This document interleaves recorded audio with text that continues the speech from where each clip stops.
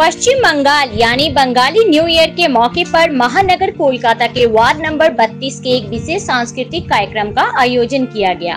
यह कार्यक्रम वार्ड के काउंसलर श्री शांति रंजन कुंडू के आदेश और मार्गदर्शन में संपन्न हुआ। इस अवसर पर स्थानीय लोगों ने बढ़ चढ़कर हिस्सा लिया और इस सांस्कृतिक आयोजन को सफल बनाने में अहम भूमिका निभाई। स्थानीय जनता ने काउंसलर शांति रंजन कुंडू द्वारा किए गए इस आयोजन की जमकर सराहना की। आइए आवाज आप तक न्यूज के माध्यम से देखते हैं पूरी खबर। देखो आज के बांग्लार शुभ नववर्ष तो बांगाली যারা আছে বাংলায় যারা বসবাস করে প্রত্যেকে বাঙালি।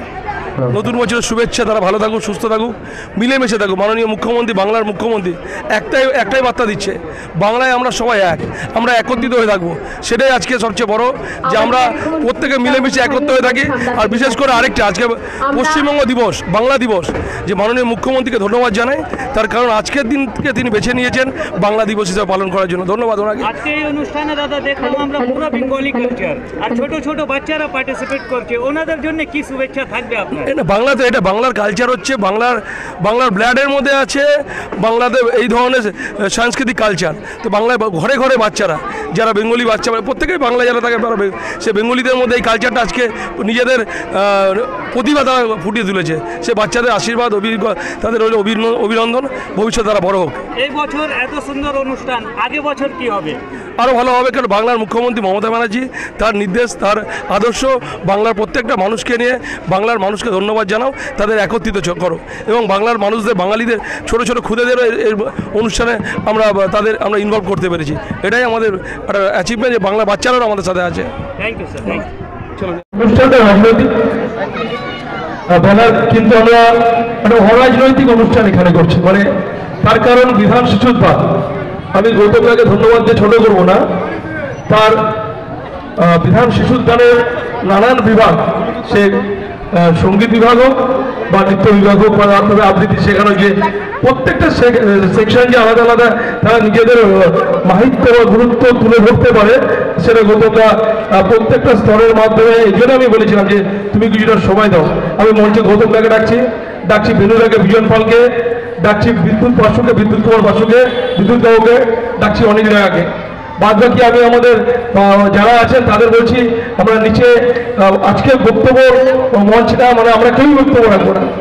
তার কারণ আজকের দিনটা শুধু আমরা আমাদের অতিথিদের অনুষ্ঠানটা আমরা দেখবো বা শুনবো। ছোট ছোট বাচ্চা, তাদের নৃত্য পরিবেশন, আবৃত্তি পরিবেশন, এবং আমরা দেখলাম যে মানুষগুলো একটা সময় হয়তো গান করতো, তার মধ্যে একজনই ছিল আমার পরিচিতি খুঁজে, বাদ বাকি সবই প্রবীণ বয়সে, তারা আবার নতুন করে গান গাইলো। এই ধরনের আনন্দ আমরা ভাগ করে নিলাম। আমি মঞ্চে প্রত্যেককে ডেকে দিচ্ছি, ছবিকের ওপর ডেকে দিচ্ছি।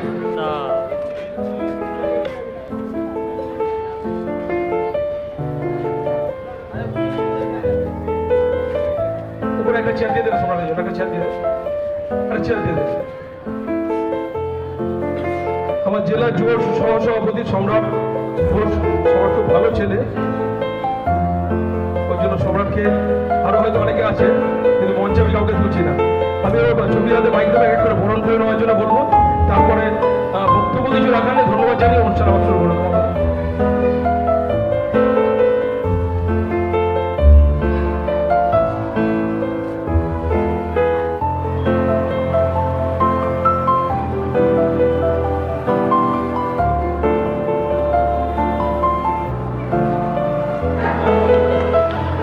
সৌভিক বসাক,